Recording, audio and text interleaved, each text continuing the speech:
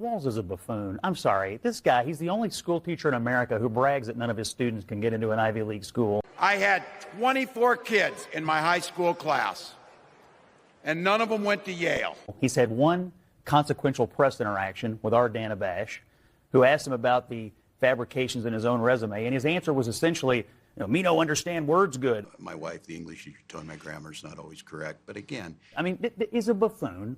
He's on a free ride for running under Harris. He gets very little press. They don't let him talk to the press for a reason. I want one thing out of this debate. I want J.D. Vance to go out there and get under his skin. He has legendary hot, short temper. A lot of governors do, but apparently he does. I want J.D. Vance to go out there and have him explain why he is denigrating J.D. Vance's story. Small-town America ends up making something better out of his life, which is something we should want for every kid. So what's going on, guys? So I'm kind of going to give my preview of the Tim Walz versus J.D. Vance debate. The vice presidential debate, I believe, will be October 1st. Yeah, October 1st, Tuesday. And I kind of want to give my thoughts before they end up going in. Now, Minnesota Rep Tom Emmer, I said that right, plays Tim Walz in J.D. Vance's debate prep. J.D. will expose him for these things, and quite frankly, he exposed the fact that Tim Walz and Kamala Harris are absolutely wrong for America. J.D. Vance is gearing up for the upcoming vice presidential debate against Kamala Harris's running mate, Tim Walz. To aid in his preparation, Vance has enlisted House Republican Whip Tom Emmer from Minnesota, who has been extensively studying Walz's past performances. I spent the last month going through all his debates, Emmer stated in an interview with Daily Mail. If I do my job, J.D. Vance is going to expose him. And I think J.D. Vance has a good job of doing that. I mean, I think J.D. Vance is more built for debates than Donald Trump is. Donald Trump is more built for articulating a vision, really in a more confrontational kind of mode. Donald Trump excels in that. And one thing I think they should add to the debate prep, in my view, this is just my personal opinion, is given what we just saw from the media, is that J.D. Vance should prepare for, should try at least expect in some shape or form the media to try to fact check him, right? This is a good example of what I think could J.D. Vance could easily disarm many of the moderators who wants to be a little more active in the discussion. I think this is a prime example of what I think J.D. Vance should be prepared to do if he finds himself on the other end of a moderator trying to fact check him. Let's take a quick look. I think it's the opposite. I think we have one of the lowest mortality rates in the world. We're going to take a look. We had 900 deaths on a single day. We will take a look. This week. Ready? You can check it out. Could you please get me the mortality rate? Yeah. Kaylee's right here. I heard we had one of the lowest, maybe the lowest mortality rate anywhere in the world. You have the numbers, please? Because I heard we had the best mortality rate. The case rate of similarly situated countries, as Dr. Burks points out, and this is number one low mortality rate. I hope you show the scenario because it shows what fake news is all about. Okay, I don't think I'm fake news, but So that's a prime example that I want to highlight, is the idea that when the fake news or whoever tries to fact check him, that he's able to counter with and Trump tried to do this, but there was a lot going on. He was trying to get at Kamala Harris, and then moderators here stepping in. And I think that J.D. Vance should prepare for scenarios like that as well as part of his debate prep. I think Tim Walz, I haven't seen much of him, but to me, he comes across very unimpressive to me. I mean, if you saw what happened, I believe it was Alabama, Michigan, Minnesota, somewhere around there. Tim Walz and Donald Trump went to 2 football games, and you can see the contrast between how people out in the open generally support him. At least this is what was called at that particular moment. Let's take a quick look.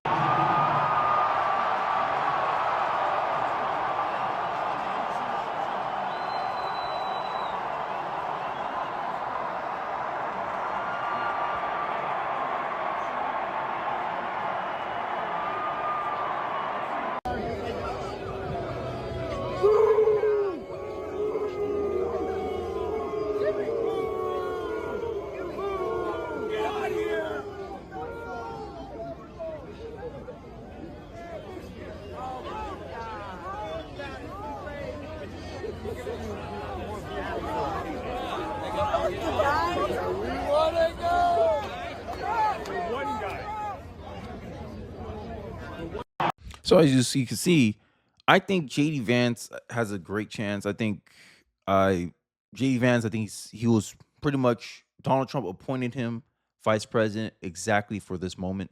I honestly think that Tim Walz, I don't believe in him at all. I don't believe he's very likable. I don't think he's very relatable. Like, at least not to me. I don't know about other people, possibly for other people. Because if it's the argument, who's more relatable to middle America?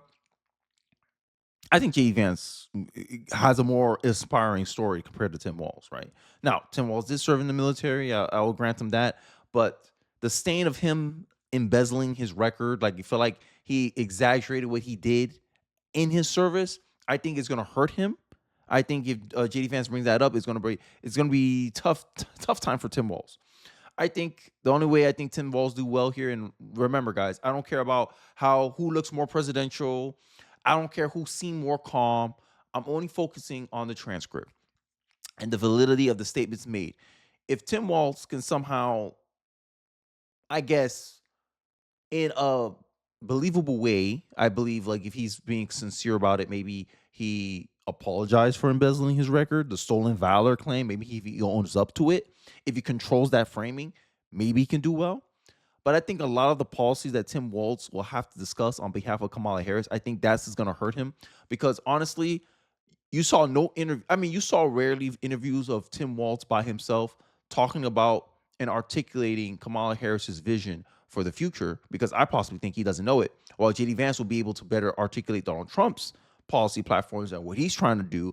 And I know the moderators, maybe Tim Walz, are going to bring up a lot of the comments that J.D. Vance made when he wasn't in politics.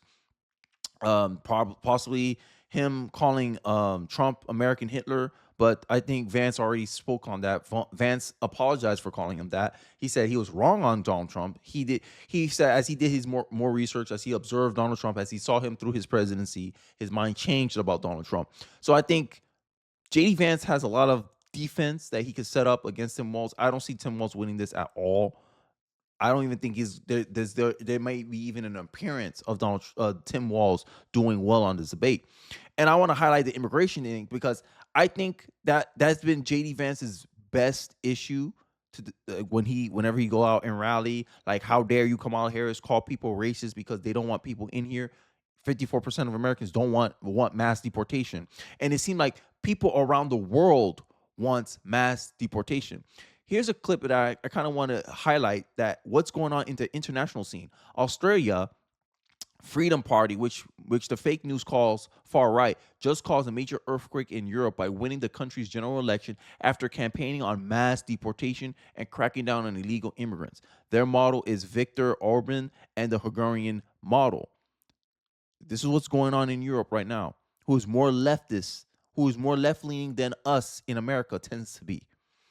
And I believe if J.D. Vance is able to bring in the illegal immigration issue, the fact that Kamala Harris has been passive on this. Kamala Harris wants to do her photo op at the border with $62,000 chain on her neck. If he could paint that as insincere, that this is just a way of them trying to appear more moderate, I think he would have done his job. And I don't think there's much defense that Tim Walz can do. I've seen how he debates. If he struggles trying to defend himself and his stolen valor stances that have been slammed against him, I don't think he's going to do well in this debate, guys. He's going to do. This is a commentary from from Emmer. He knows Walz personally from their time in Congress. While he refrains from sharing specific strategies, Emmer expressed confidence in Vance's ability to perform well, and I do too, just based on what you've seen from Vance already, right? I think, I'm being honest here. Vance is just more, he's just more built for the politicals, the debate format. So, like, here's an example, I think, of why J.D. Vance is going to do well. I've been covering J.D. Vance for a while. As you guys know, my preferred candidate was Vivek. I wanted Vivek to be VP. Actually, I wanted Vivek to be president, but we got Donald Trump, and I'm fine with Donald Trump. Donald Trump was my second choice, so I'm falling in line. But this perfectly describes ways that Vance is more suited for the debate format than Donald Trump is. And I want to end off the video with this.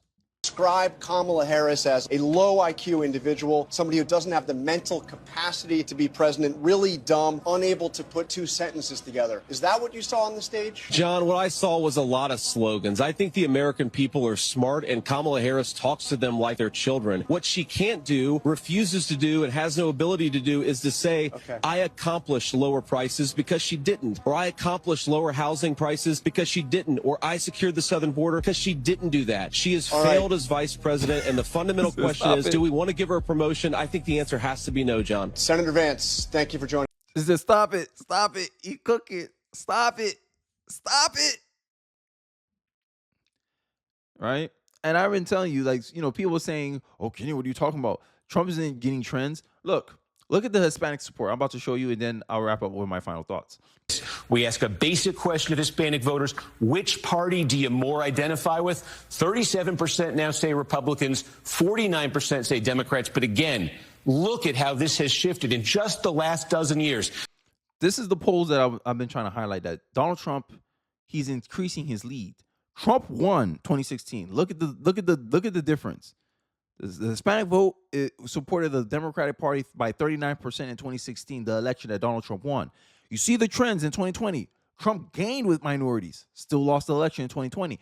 And I mentioned it before, and many people, especially these Democrats, they swear they don't know nothing, bro. False bravado in my comment section. Kenny, you don't know anything. I know more than you, at least. Because Donald Trump lost 2020 because he lost support with white voters, white male voters. That's why he lost the 2020 election, because he gained with minorities across the board. Trump gained more support across minorities, and he only lost the election because of the white vote, the white male vote. You think the white male vote is leaning towards Democrats this year in 2024? I don't think so.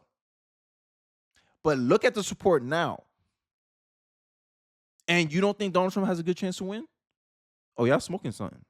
Hey, but anything these Democrats look to feel okay about themselves, you know? But hey, look, like I said, don't take anything for granted. So this is just a snippet. This is just a snapshot in history. But I'm highlighting to you the trends. Donald Trump won 2016. Look at his support with Latino voters. Look at it now. Expect him to have a better chance. That's why I say I think Donald Trump is running a great campaign. And if you're not being, I think if you're being objective, you can see where I'm going with this, where you can see where I'm coming from with this, that Trump is trending in all the right directions and he's increasing his chance to win. But people who are not paying attention, people who only look at selective polling from their left-wing news outlets, don't see this kind of data. I digress. In 2012, this was a 41-point advantage for the Democrats. It has come all the way down to 12 points, Kristen, a 29-point drop in terms of that gap there on which party Hispanics identify with in just 12 years. In just 12 years, this is the outcome. And I think J.D. Vance has because I think Tim Walz is just going to try to play this game of, oh, he's talking about childless women. And then J.D. Vance is going to rebut. I didn't say anything about women. I said about childless politician running our country like Lindsey Graham, who's on my party. I believe he doesn't care about the future of the country because he's going to sit here. He's more incentivized to loot the country, keep it up holding it by the seams until he passes away. Then he doesn't care what happens to the country anymore because he has no skin in the game. He believes that, hey, politician with children makes better long-term decisions than politicians without children. That's all J.D. Vance was trying to say. But it, got taken out of line, whatever. And I think this is the kind of attack that Tim Walz is going to try to launch at J.D. Vance. I think they're going to do the same thing, attack personality. And I think J.D. Vance could be able to handle that. But also, I think J.D. Vance will also be able to highlight the inefficiency with policy. What Kamala Harris has accomplished? Nothing. She went to the border. She had 3 years to do something about the border. 2021, you couldn't pay Kamala Harris to go to the border. Now here she is. Why is that, America? The simplest answer is the most clear answer. Is because she's just trying to appear moderate. She's trying to appear like she's trying to do something. When in reality, she's not going to do nothing because you had 3.5 years of her actions showing you that she's more permissible on the border. And based on 1 year of her trying to do something about it, you think that's going to be the norm moving forward? Especially that she hasn't fully explained herself why she radically changed her positions from years prior. The simple answer is the more clearer answer. And the clear answer is she's just doing it just because it's politically expedient for her to do that. And I think Vance will have a great job of articulating that message. Well, but in a day, we can preview this all we want, but ain't gonna happen until we actually see it happen. So let me know your thoughts about it in the comments section below. Who you think has a great chance of winning this vice presidential debate? Do you think it's gonna be Tim Walz? You think Tim Walz is gonna perform very good or overachieve? I don't know, because it ain't looking too good for ain't looking too good for Walz. Or do you think JD Vance is gonna come out here and just completely destroy Tim Walz? I'd like to hear your thoughts in the comment section. Who you got winning the vice presidential debate? What do you think? Which can for each one? Who's gonna perform the best on whatever topic? Let me know your thoughts in the comment section below. Don't forget to like, comment, subscribe. I appreciate you guys watching to the end of the video, and I'll catch you guys on the next one. Peace.